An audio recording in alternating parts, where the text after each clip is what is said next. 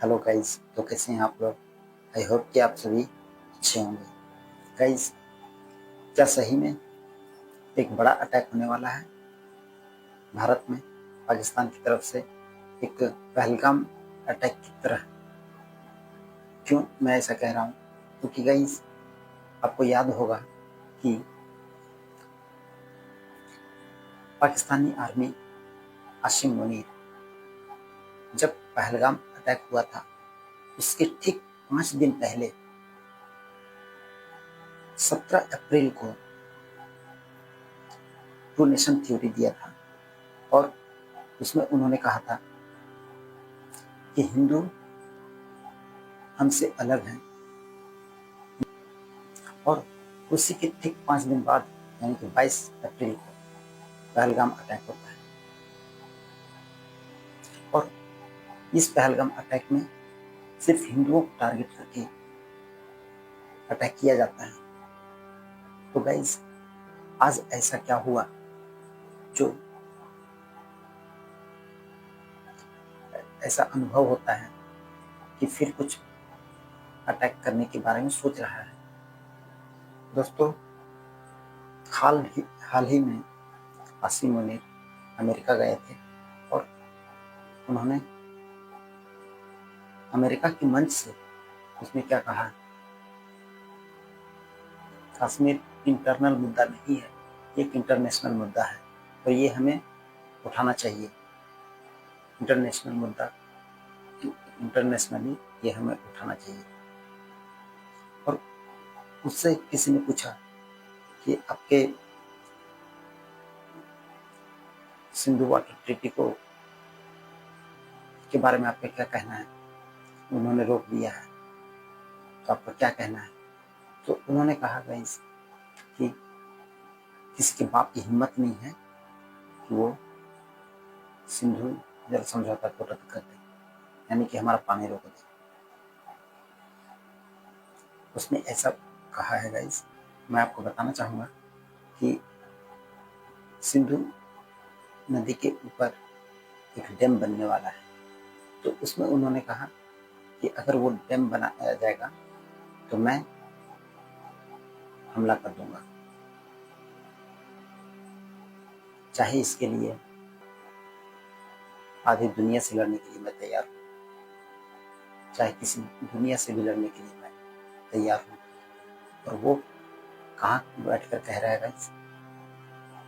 America में। America में बैठ करके ये कहने का मतलब ये है कि अमेरिका का भी सपोर्ट उसके पास है। बिलावल भुट्टो ने क्या कहा था गाइस पहले? खून और या तो खून बहेगा या पानी बहेगा। भारत ये कभी नहीं चाहता कि खून और पानी एक ही नदी में बहे।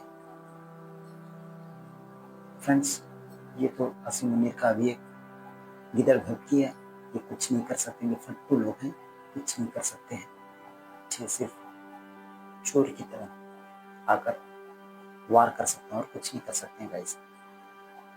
सामने से लड़ने की इनकी औकात नहीं। इंडिया इसके गिदड़ भड़की से डरने वाला नहीं है और अमेरिका से भी डरने वाला नहीं है, क्योंकि अमेरिका को भी इन्होंने जवाब दे चुका है। फ्रेंड्स, पाकिस्तान बार बार इंडिया के खिलाफ साजिशें रचता रहता है। ऐसा क्यों है? ने इसके बारे में कभी सोचा है कि पाकिस्तान हमेशा, जब से पाकिस्तान बना है तब से इंडिया के खिलाफ साजिशें क्यों रचता रहता है?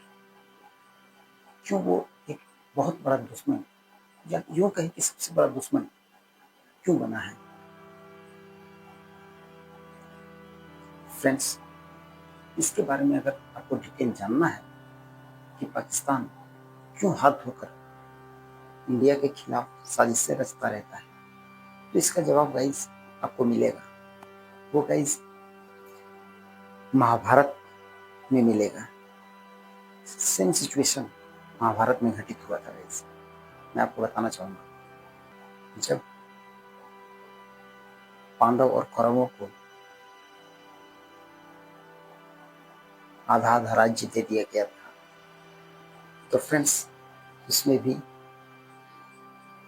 कौरव खुश नहीं थे, वो और परेशान हो गए थे कि उसे आधा राज्य क्यों दे दिया गया है और देश का बंटवारा कर दिया गया था।